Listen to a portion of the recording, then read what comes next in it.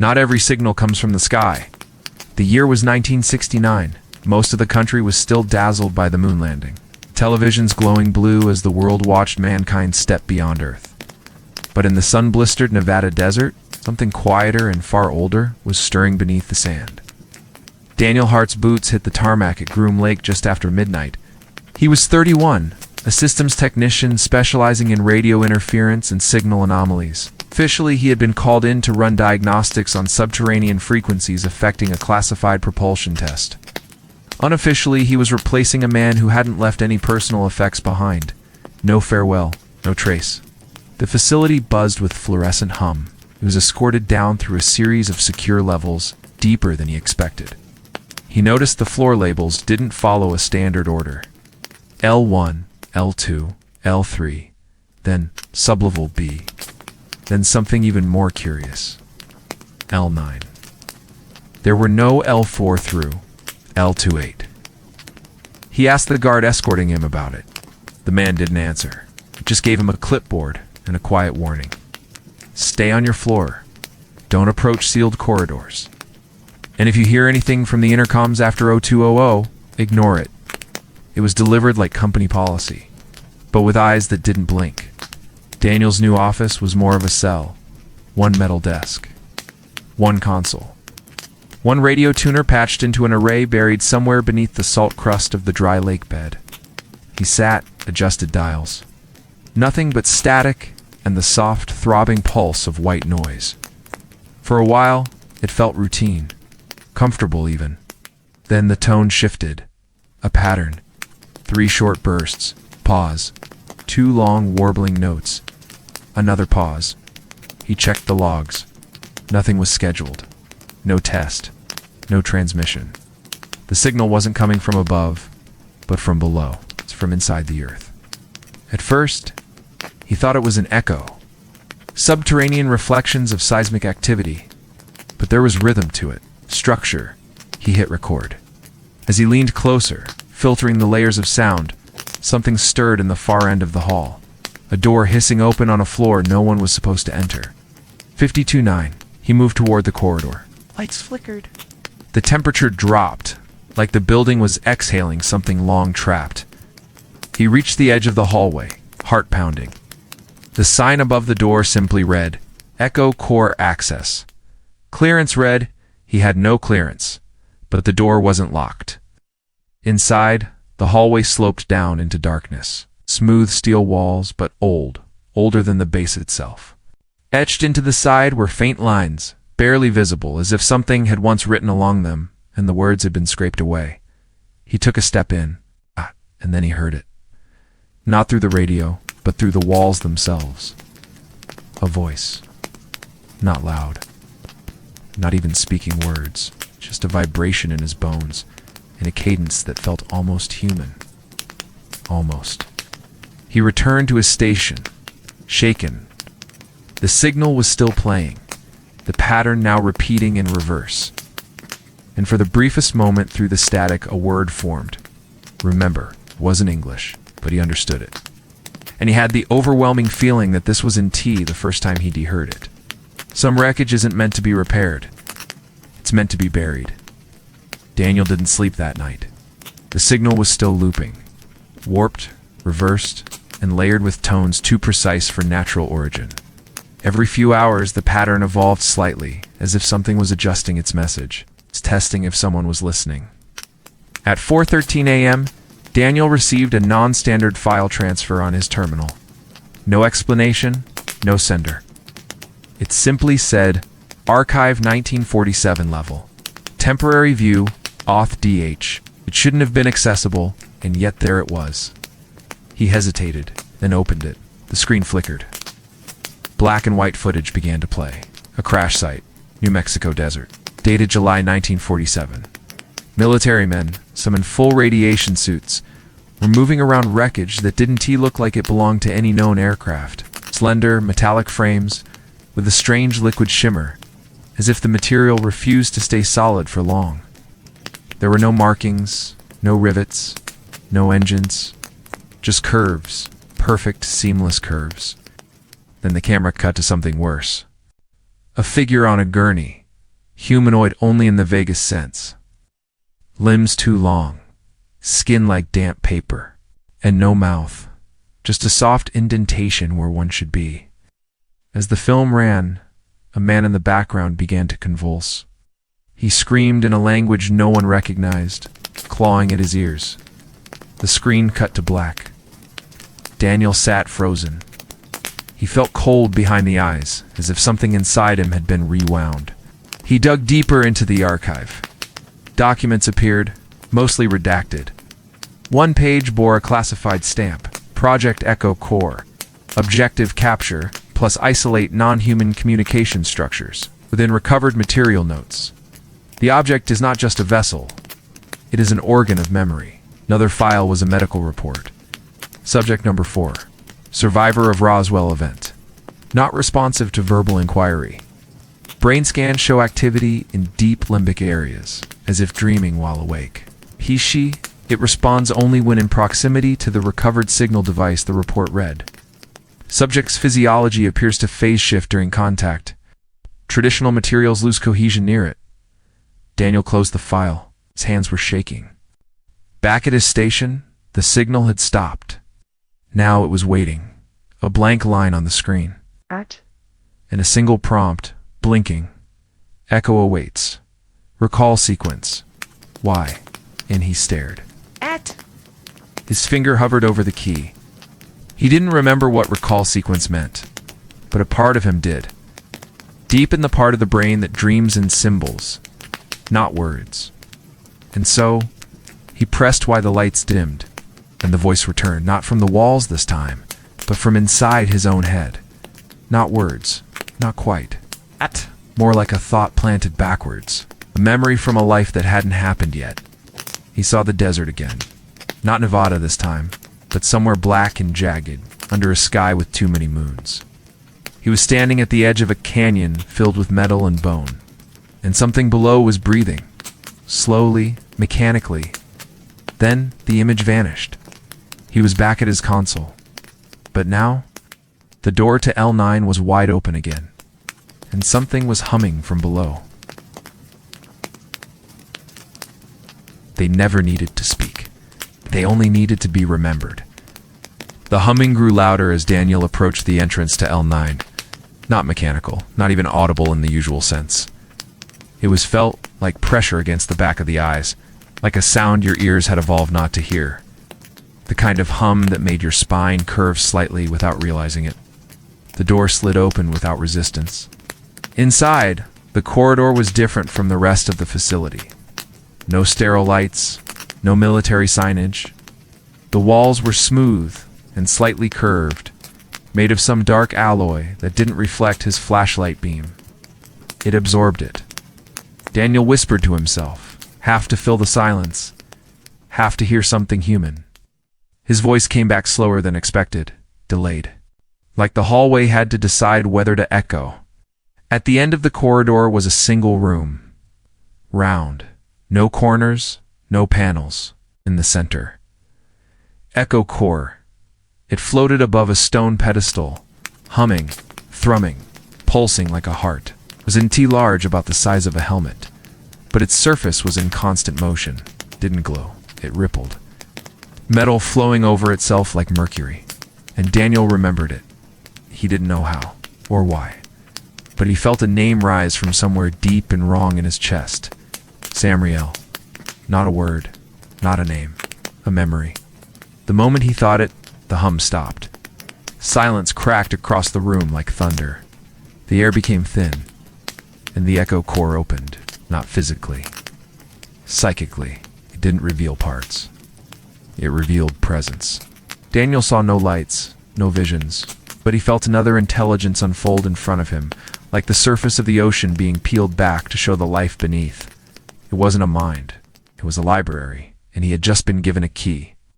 He dropped to his knees as fragments of knowledge surged through him, star systems mapped in geometric bursts, a language of scent and magnetism. Memories that weren't his.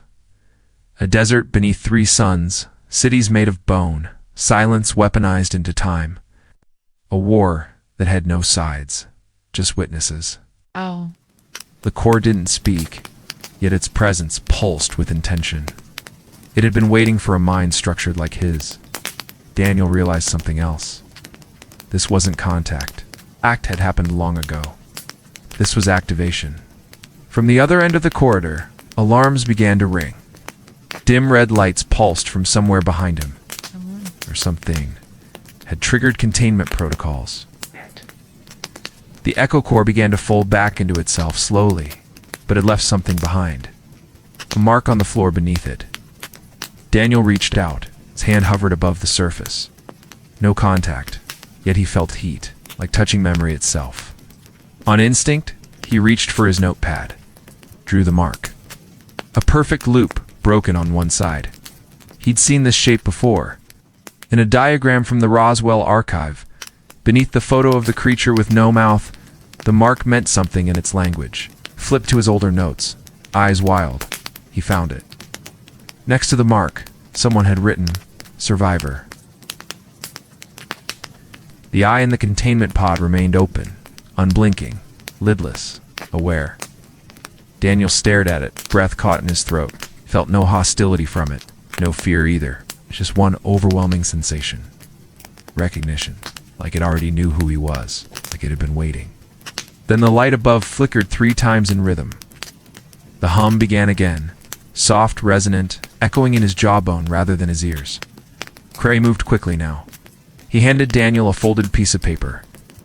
This wasn't supposed to happen for another decade, but since the core responded to you, Daniel opened the paper. It was a hand-drawn map, no printed lines, no labels. Just a series of winding hallways ending in a circle with a single glyph, a triangle enclosed by a spiral. "What is this?" he asked. "A part of the base we don't acknowledge exists. It's not on any schematics. The engineers who built it never came out. Then how? They didn't build it." Cray led Daniel down an unmarked hallway to a solid concrete wall. He tapped a sequence on a panel that didn't seem powered. A quiet click. The wall split open, revealing stairs descending into blackness. No lights, no signs. Daniel stepped forward. The hum grew stronger. Each step downward felt real, like walking inside a thought. The air grew thicker, denser, like moving through memory. The walls were warped, not damaged, designed that way. Angles that shouldn't exist, lines that bent without curving. He reached the bottom. There at the far end was a corridor unlike any he'd seen. It was alive, not literally. It didn't move. But the walls pulsed faintly, as if breathing in and out.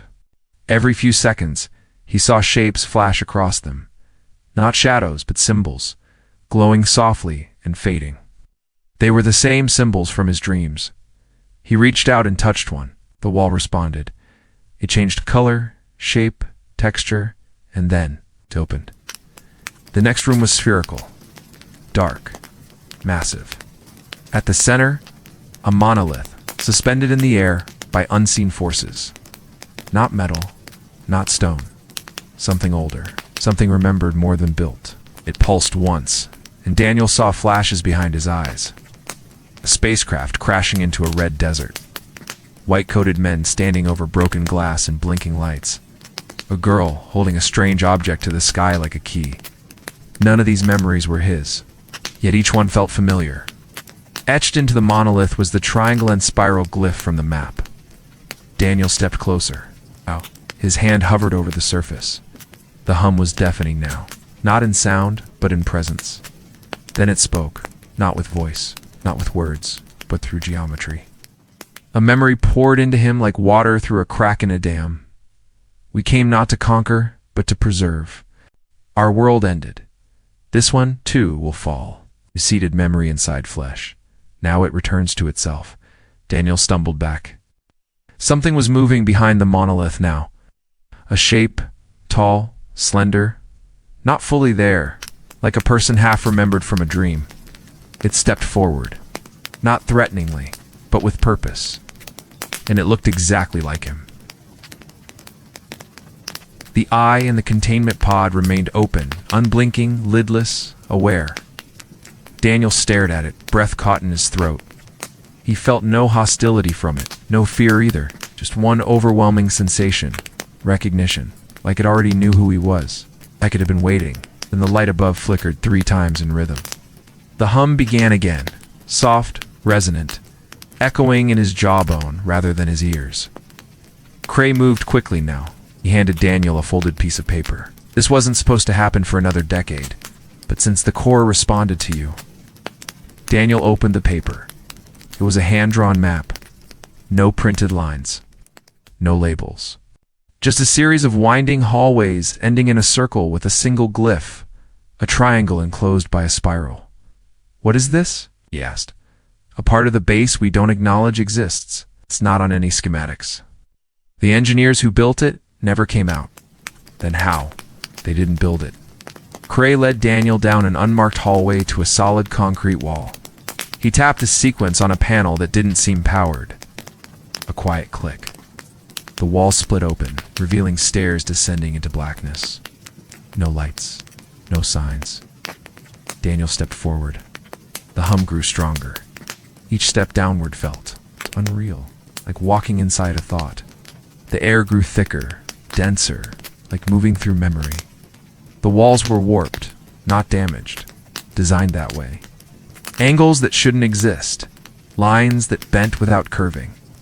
He reached the bottom. There at the far end was a corridor unlike any he'd seen. It was alive. Not literally. It didn't move, but the walls pulsed faintly as if breathing in and out. Every few seconds he saw shapes flash across them, not shadows but symbols, glowing softly and fading. They were the same symbols from his dreams.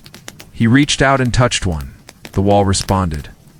It changed color, shape, texture, and then it opened. The next room was spherical, dark, massive, at the center. A monolith suspended in the air by unseen forces. Not metal, not stone. Something older, something remembered more than built. It pulsed once, and Daniel saw flashes behind his eyes. A spacecraft crashing into a red desert. White-coated men standing over broken glass and blinking lights. A girl holding a strange object to the sky like a key. None of these memories were his, yet each one felt familiar. Etched into the monolith was the triangle and spiral glyph from the map. Daniel stepped closer. His hand hovered over the surface. The hum was deafening now, not in sound, but in presence. Then it spoke. Not with voice, not with words, but through geometry. A memory poured into him like water through a crack in a dam. We came not to conquer, but to preserve. Our world ended. This one, too, will fall. We seeded memory inside flesh. Now it returns to itself. Daniel stumbled back. Something was moving behind the monolith now. A shape. Tall. Slender. Not fully there. Like a person half remembered from a dream, stepped forward. Not threateningly, but with purpose. And it looked exactly like him. His figure stood in front of him, cloaked in shimmering distortion, like heat waves bent around a mirror. It was Daniel. It's his exact face. Same eyes. Same scar above the eyebrow from a childhood fall. But there was something off. Its skin had a smoothness that went beyond youth. Its movements were precise, too precise. Like it didn't walk, but calculated where it should be standing at every moment. The hum in Daniel's skull had quieted, replaced by a clarity he didn't understand. For a moment they simply stared at each other. Then the figure spoke. Its lips never moved. "You are the vessel." The voice came from within, not as sound, but as thought translated into language. Daniel staggered back. "What?" "We are what was taken, and what remains. The ones who were buried and burned in rumor. We are the memory of the stars, forgotten by flesh." The room dissolved. Not physically, but mentally. The monolith, the walls, the figure, all flickered out like a candle snuffed by thought. Daniel gasped, finding himself in a bright room. White walls, stainless steel, a one-way mirror. An observation lab. His wrists were strapped to a chair. Steady beat pulsed in the background. Had he dreamed it? Was it a hallucination? A man entered the room in a gray lab coat. This time, not Dr. Cray. Someone else, younger, colder, Subject ECH07. Response to deep memory layering has exceeded projections. He spoke into a recorder. Initiate rollback sequence. Pre-contact state. Daniel tried to move. Speak. Nothing. The man leaned down, and in a voice just above a whisper said, "You weren't meant to remember yet." But then, something unexpected happened. The lights pulsed, the lab equipment flickered, and behind the one-way mirror, something responded. A symbol appeared on the glass. The spiral triangle glyph, burned in like static into a screen. Daniel's reflection in the mirror blinked, but he hadn't blinked. The other version of him, the one from the monolith room, stared back, and it wasn't trapped. Too late. The restraints unlatched. Daniel stood. He wasn't entirely himself anymore. Memories began to surge. His birth. But not here. The crash in 1947. He saw it from inside the ship. Government agents. Needles. Isolation. Implantation. Then the dreams. Seeded carefully into human minds. Rewritten. Relooped. Buried under protocol names like MIP Memory Implant Protocol. He had never been sent to Area 51. He had been grown beneath it. The voice returned, steady and ancient. The program tried to bury us in flesh, but we are not data. We are inheritance. Daniel stumbled out of the lab. Every corridor he passed flickered between present and past. One moment a military base, the next a biomechanical corridor with alien script. And always the hum in his mind. Steady, guiding, growing clearer. The closer he came to understanding, the thinner the boundary between what he was and what he had been programmed to be. He passed a door labeled Memory Implant Protocol Echo Cohort inside. Hundreds of empty chairs, all arranged in circles around tall black pylons, data cables severed, monitors dark. But the residue of presence still lingered. He ran his fingers along one chair. Another memory hit. A child sitting in that very spot. Not him. A girl. Laughing at shapes in the air. "We'll wake them when it's time," a voice had said. "The carriers will spread them like spores." Daniel fell to his knees. It wasn't just him. There were others. And they were already out there. The further Daniel moved through the lower levels, the less the base resembled anything constructed by human hands. The metal became smoother, darker, warmer, as if it responded to his touch. Symbols, the ones that had haunted his dreams for weeks now, unfurled naturally along the walls as he passed, blooming like vines in moonlight. He wasn't reading them, he was understanding them. A phrase came to him, not taught, not recalled. Symbiont protocol initiated. Somewhere above, klaxons rang out, but down here, nothing moved. No air, no security. Just the pulse of an ancient presence growing louder the deeper he went. He stepped into a vast, domed chamber, and there it was. The ship half buried beneath decades of concrete, steel, and secrecy. Its form was not aerodynamic. It was organic, fluid, sculpted by logic, not constrained by gravity or atmosphere. It was not a craft meant for movement. It was a vault, hive of preserved minds. The hull shimmered as he approached, and split open without sound. Daniel hesitated only a moment, then stepped inside. The interior was unlike anything he could explain. No lights, no panels, no machinery. Just presence. The air thickened, and suddenly he was no longer walking. He was drifting, floating inside a black void speckled with symbols, words, memories, all unfolding at once.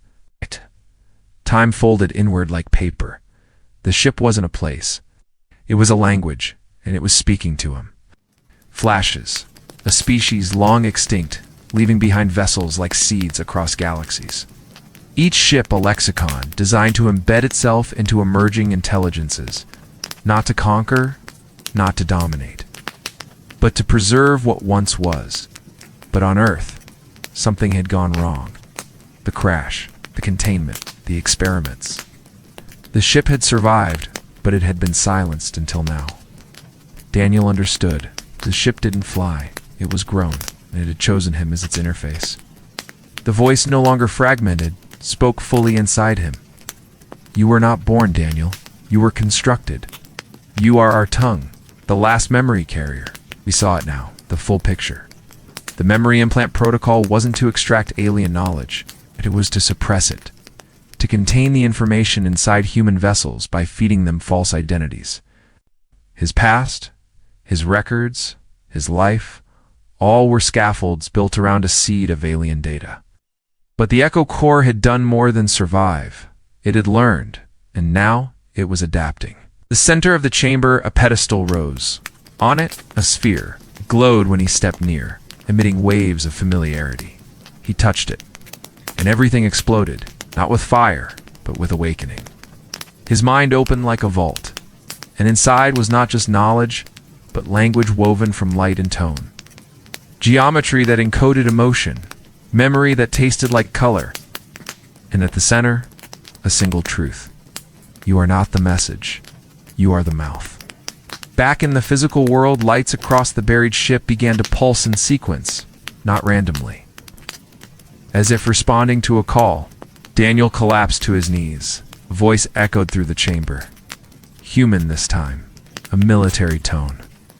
Target has activated the artifact. Engage. Override now. Too late. The ship had heard. And it was responding, not just here, but elsewhere. The chamber shook. Not violently, but rhythmically, like a heartbeat pulsing through concrete and steel.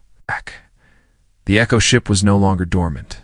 Systems, long silenced, were awakening in measured waves. Daniel stumbled to his feet as panels along the interior lit with soft bioluminescent symbols. The air tasted metallic, charged. From his wrist, a piercing tone screamed, his clearance badge flashing red. Evacuation order. Level 5. All personnel immediate withdrawal. He turned, heart racing. The entrance tunnel behind him had sealed, locked from the outside. On a wall screen, new text appeared. Evacuation denied, memory integration in progress. In the command center above, General Kessler stood frozen, staring at monitors showing a cascade of system failures. What the hell is happening in sublevel Echo? Dr. Cray's voice was quiet. It's too late. The ship chose him. It's not just broadcasting now. It's receiving. Kessler slammed his fist on the console. Receiving what? Cray's eyes didn't move from the screen. Its past. Itself. Its kind. Back in the chamber, Daniel stood in the center of the ship's neural lattice. A web of soft glowing filaments that now pulsed in time with his breathing. He wasn't guiding it. It was mirroring him. Every memory it poured into him now flowed both ways. The monolith of consciousness was becoming whole again, piece by piece, using him as its recompiler. Above ground, satellites blinked out one by one. Atmospheric radar was jammed by an unknown frequency. Soft, harmonic, seemingly benign.